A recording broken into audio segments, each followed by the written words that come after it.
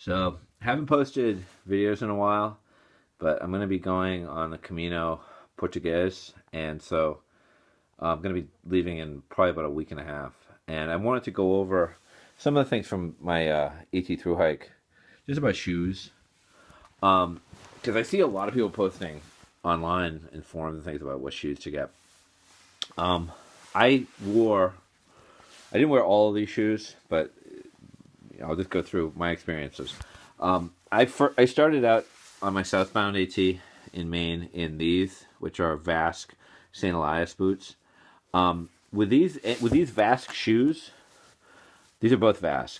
I would be very very concerned about the getting the proper size because I found that these were small, and these are size 13 and a half. I found these in Neil Gap when I was finishing up. These are 13, and these fit. So I don't quite understand how I started out the trail in a 10 and a half boot that was slightly too small. And I wore these through Hanover when I switched out for trail runners. But, these, there's a lot of things I'm not too, I mean, they're not a bad boot. They do tend to run small, and the Vask shoes seem to me to all be very narrow. I also found that I wore these to Hanover, but there was a period where I had to wear Teva sandals for about 140 miles. My hike, I wore Teva sandals through a good part of Maine because these my feet had gotten swollen up. I got a blister on a blood blister on one of my toes, and my feet swelled up so much that I couldn't wear these. So boots. There's a lot said about ankle support, and frankly, I was wearing trail runners. I did roll my ankle a lot. Maybe I just have stronger ankles or don't need that support, but I didn't really find that to be an issue. I mean, I started out at Katahdin in these. Another note, the shoelaces on these, one of them fell apart within 2 days of starting. So, the boots are okay. I found also, when I look at these soles, these seem extremely worn. This is a Vibram sole. These Merrell shoes that I also wore also have a Vibram. You can see just looking at it. I mean, it's a different sole. I'll get to these Merrells in a bit, but this Vibram sole seems to be on the cheaper side.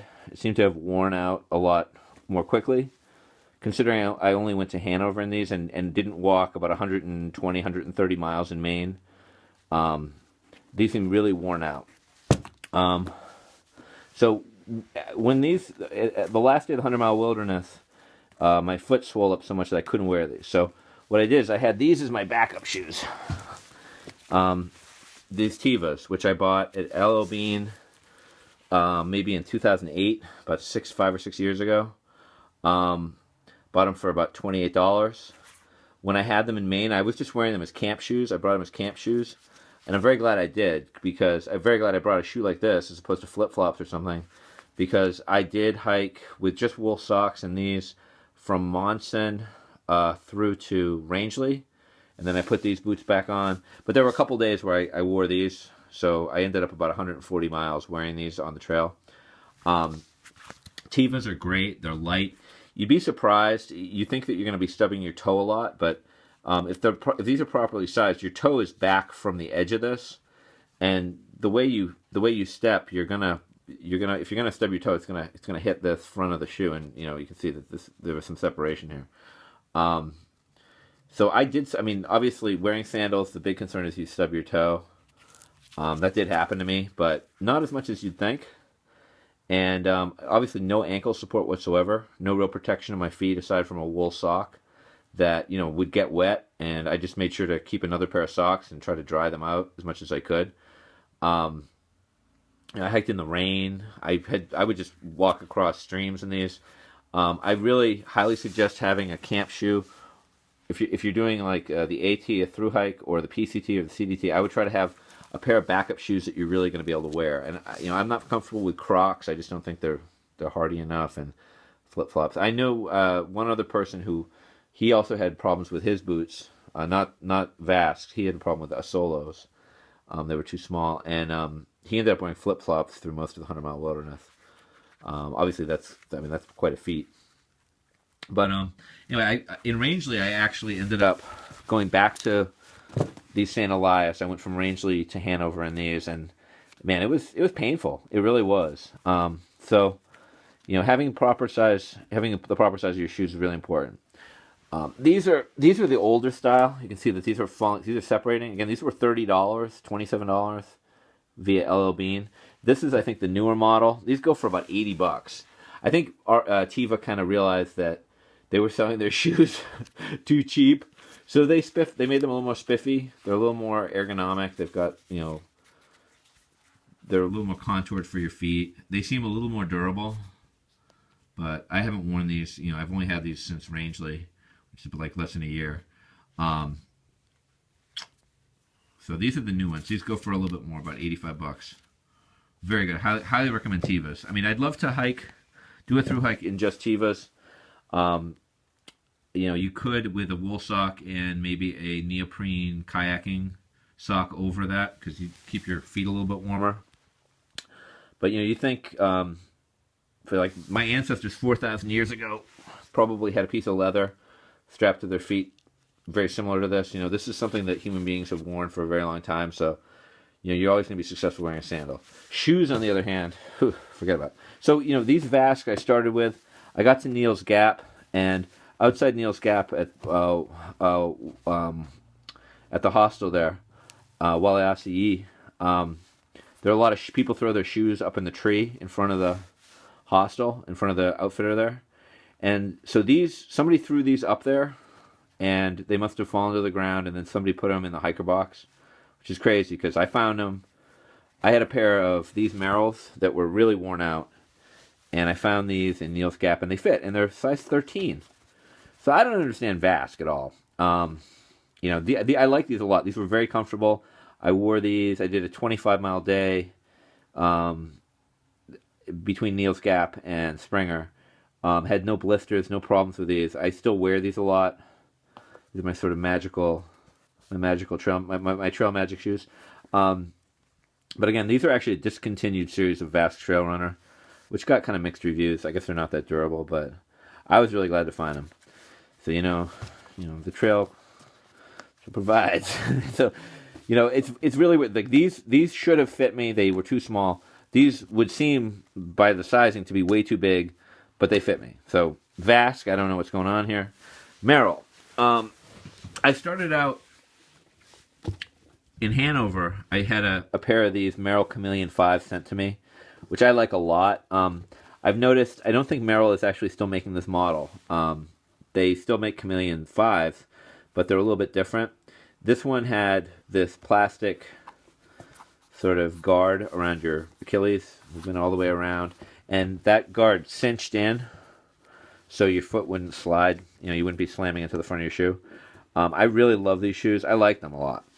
They're a little on the warm side. The Gore-Tex, I had waterproof Gore-Tex ones, but highly recommend these shoes. I like them a lot. I don't know where Merrell's going to go with these. I think that this is the newer generation of these. These are I think called the Stretch Fit, and again, this is also waterproof Gore-Tex. This has that protective band that goes around the back here, and it doesn't connect all together. This is sort of Achilles guard here, which is rubber.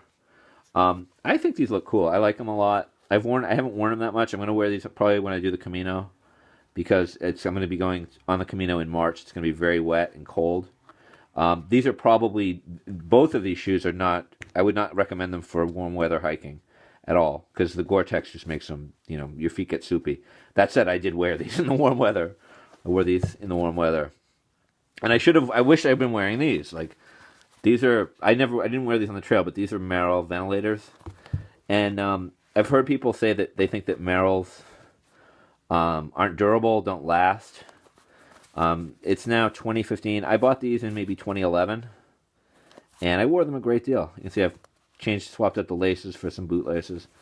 I did a lot of driving in these. You can see like there's a big, in the sole, there's a big, driving divot where my foot would be angled. But I've really enjoyed having and wearing Merrells. These are both chameleon ventilators, Moab ventilators. This is just in a different color. Neither of these are waterproof. This is what I would recommend for hiking in the summer, because these are a lot more breathable.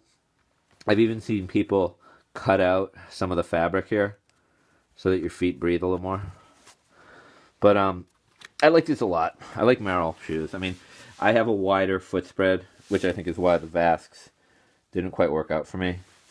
And I really like these. This one is a cool shoe too because it's got this one of these pull thingy majigs, and it's basically like a neoprene booty. Like if you've ever gone diving and worn diving booties, that's what these are like. So I would definitely these are definitely cold weather, wet condition hiking or outdoor type activity, not to be worn in warm weather.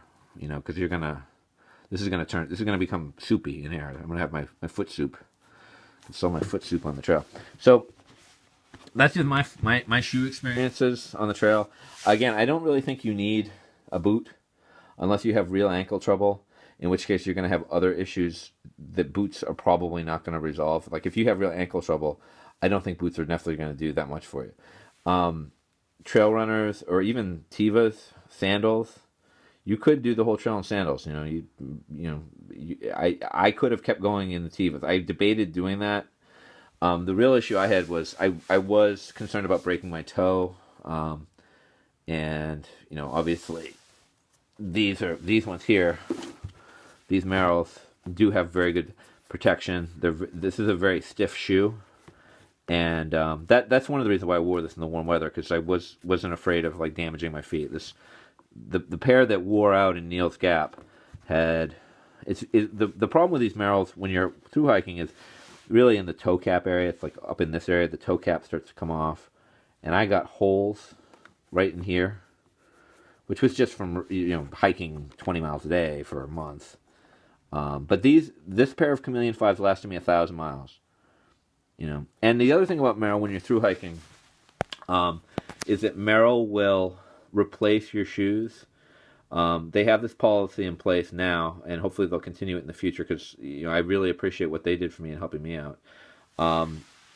I called about replacing these. I was wearing these in Connecticut, and they were starting to fall apart. So I contacted Merrell, and they said, "Sure, we'll ship you a pair. Where do you want them sent?" So I said I wanted them sent to the Mohegan Outdoor Center in New Jersey. And so a couple days went by. I checked my email, and Merrell said, "Oh, sorry, we can't send it to the Mohegan Outdoor Center, which is literally on the trail. We have to send them into the town, which was Blairstown, New Jersey." So I hiked for a week and a half or 12 days. I get to Blairstown, and I have to like hitchhike down into town. It's like 8-10 miles. I get to the post office, and they say, "Oh no, we don't have a package for you." So I call Merrell. The post office had sent the shoes back to Merrell's shipping department. So Merrell was like, "Oh, we're sorry, but it's not our fault." And I was like, "Yeah, okay." So they said, we'll ship the shoes again. We'll send them out again. We're going to mail them this time to wherever you want. And I said Duncannon, because I know the Duncannon post office is going to hold a package for a hiker. Apparently in Blairstown, they didn't understand that. I get to Duncannon, again, like 2 weeks later. My shoes are even in worse shape, really falling apart. And in Duncannon, they said, "We don't have a package." So I called Merrell. Apparently they hadn't shipped the shoes out. I stayed at the shelter just after Duncannon going southbound. I can't remember the name of it off the top of my head. But I hiked up there, stayed there most of the next day. So Merrell called me again, and they said, "Okay, we'll ship them again. We're going to FedEx them to you. Where do you want them sent?" So I said, "Send them to Hot Springs." I'm sorry, Boiling Springs in Pennsylvania, right at the ATC Conservancy office. And they sent them to the post office. I get to the post office in Boiling Springs. They said, "Yeah, somebody called yesterday about FedExing a package here, but the package never arrived." So I called Merrell again, and then I said, "Just call me back when you figure this out, because I got to buy a new pair of shoes." So I'm hiking up. I reached the Center Point Knob. Right as I'm getting to Center Point Knob, it was very picturesque. It was like right at evening. The sun's going down. It's really pretty. I got a call from Merrell, and they said, "We're so sorry. We're going to FedEx the shoes to Blue Ridge Summit in Pennsylvania. We're going to send you 2 pairs of shoes. We're going to FedEx 2 pairs of shoes to the post office, because that way if one of them gets lost, you'll get one of them."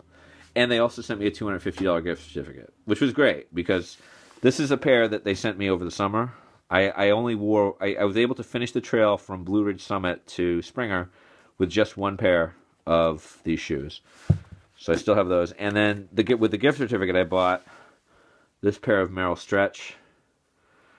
And I also got a Merrell makes some clothing. I got a jacket as well, which I'll show in another video because I've modified it, and I think it's a very good coat for the price.